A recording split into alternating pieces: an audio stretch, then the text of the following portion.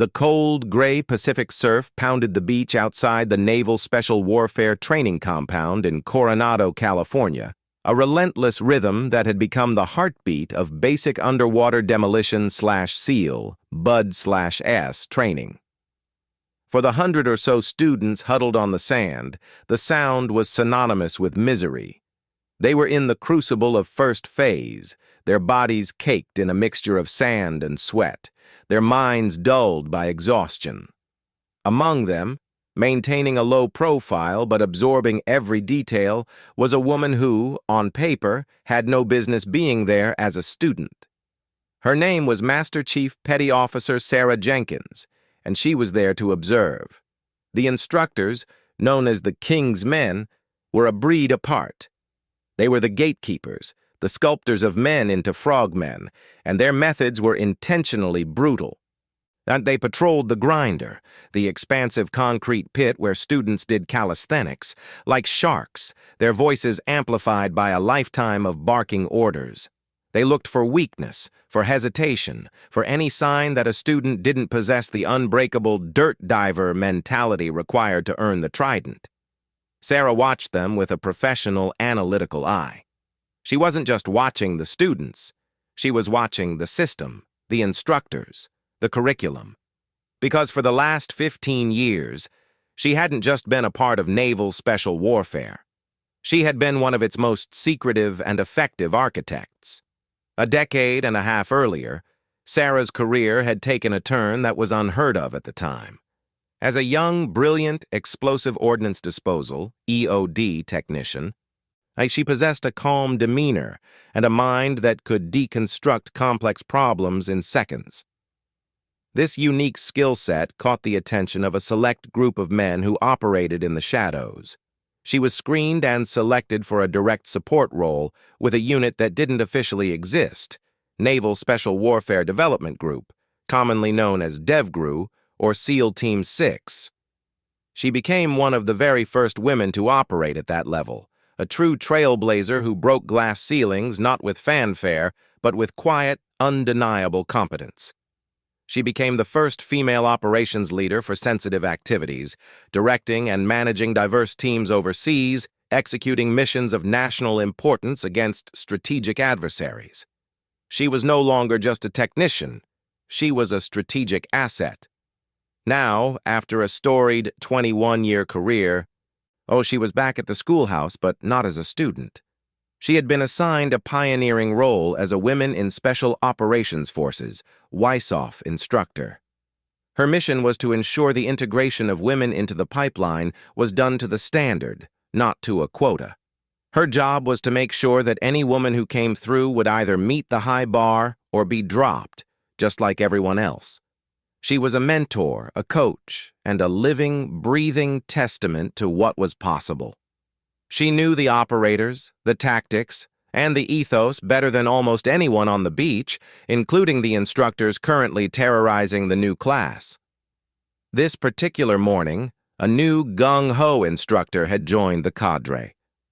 He was a young, recently rotated-in SEAL with a chest full of awards from multiple combat tours. He was eager, aggressive, and had a reputation for being a hard charger. He saw his role as a continuation of combat, a place to weed out the weak before they could ever get a teammate killed. His name was Lieutenant Marcus Thorne, and he walked onto the grinder with a chip on his shoulder and something to prove. The class was struggling through a grueling session of log PT. 6 men to a log, they hoisted, pressed, and squatted the massive, waterlogged telephone poles over their heads.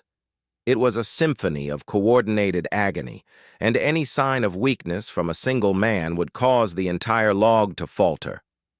Lieutenant Thorne patrolled the ranks, his eyes scanning for infractions. He stopped in front of one boat crew, his gaze fixed on a young man whose face was contorted in a mask of pure effort.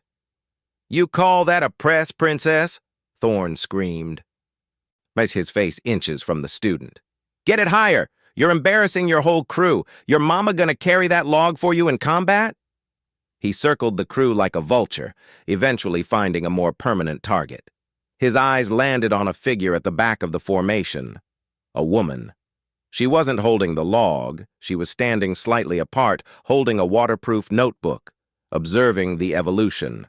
To Thorn, in his heightened state of aggression, she was an anomaly, an intrusion into his sacred space. He didn't recognize her, and in his mind, anyone on that beach not currently suffering was either an instructor or a non-starter. He marched over to her, his boots crunching on the sand. "You!" he bellowed, his voice dripping with contempt. "What is this? A sightseeing tour? Who assigned you to be here? You're not in the rotation." You're a distraction to the men. This is BUD/S, not a photo op." A hush fell over the nearby boat crews. The students, mid-exercise, stole glances, their eyes wide. Confrontations between instructors were rare, but this was something else. This was a direct challenge. Sarah didn't flinch. She slowly lowered her notebook and met his gaze with a calm, steady look that had diffused countless high-stakes situations in war zones. She was in her early 40s, fit but not bulky. Her presence radiating an authority that came from decades of experience, not just rank.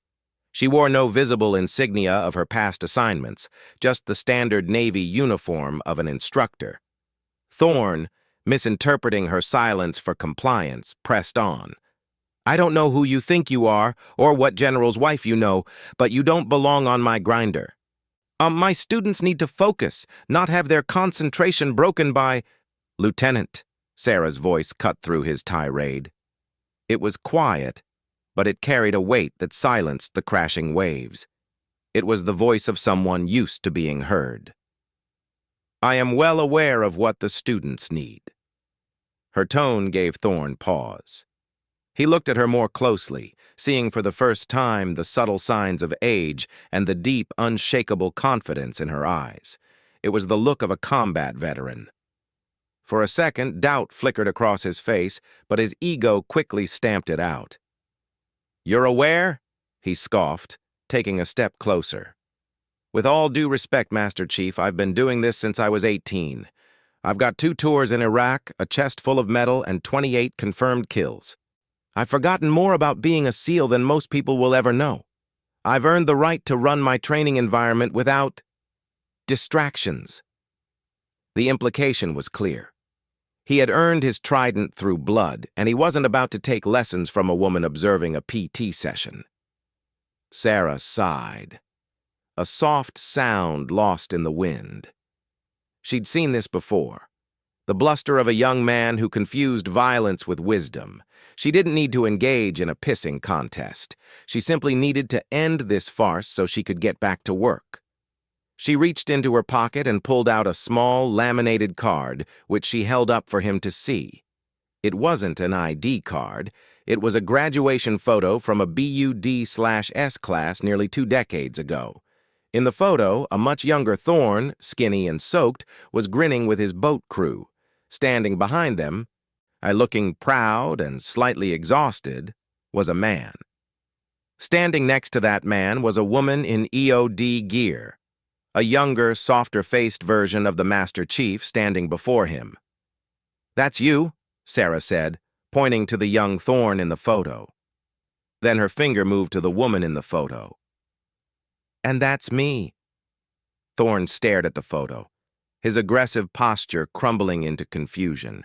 He looked from the photo to her face, trying to connect the dots. "You don't remember this day, Lieutenant," Sarah continued, her voice now soft, almost nostalgic. "It was right after you finished Hell Week. You and your boat crew were a mess, hallucinating, exhausted. The instructors were going to smoke you for another hour, but you couldn't even stand." She paused, letting the memory surface. "I was attached to your class as an EOD tech and observing the final phases. I saw your crew. You were the weakest link. Your log kept dipping on your side, but your teammates, they kept picking it up for you. They refused to let you quit. I saw them whispering to you, keeping you in the game." Thorn's face went pale. The memory was foggy, buried under years of combat and leadership, but it was there. The feeling of utter failure, the shame, and the hands of his brothers holding him up. A few weeks later, during 3rd phase, You were struggling with Nightland navigation, Sarah went on. You got disoriented, missed your checkpoint, and were about to fail a critical evolution. I was on the comms that night, monitoring the teams. I saw your track. I saw you were heading for a cliff. I didn't call you on the radio. I called your team leader. I told him, your man is lost. Bring him back. He found you, corrected your azimuth, and you passed. You passed because your team leader, a man named Senior Chief Miller, listened to me. Tears welled in Thorne's eyes. Senior Chief Miller had been his mentor, the man who taught him everything, the man who had died in his arms during their second deployment. He had never known how Miller had found him that night in the dark. You've trained over 100 SEALs now, Lieutenant, Sarah said, her voice unwavering. You've been in charge of training curricula. You've taken men and forged them into warriors. That doctrine you follow, the one about overhand grips on charging handles, the stress inoculation techniques you use, a lot of that was shaped by people like me, EOD techs, intel specialists, support personnel who operated with you, bled with you, and came home to write down what worked and what didn't. You're a product of the system, Lieutenant, and for the last 15 years, I have been a part of the team that builds that system. I was there in the background, ensuring your logistics were solid, your intel was good, and your training was relevant. You didn't see me because you weren't supposed to. But I was there. I trained your instructors. I trained the men who trained you. I trained half the damn SEALs, you know. The grinder was silent. Every student, every instructor was frozen, listening to the quiet conversation that carried more weight than any screamed insult.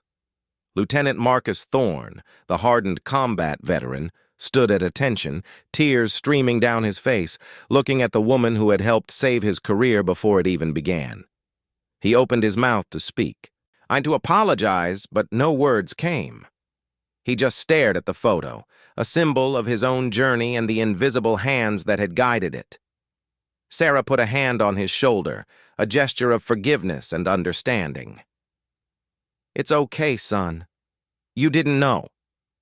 Now, if you'll excuse me, I have a class to observe." She tucked the photo back into her pocket, picked up her notebook, and walked past him towards the boat cruise, leaving a humbled lieutenant and a silent class in her wake. The myth of the lone warrior dissolved in that moment, replaced by the more complex, more profound truth of the Naval Special Warfare Brotherhood. A brotherhood that, for decades, had quietly included people like her.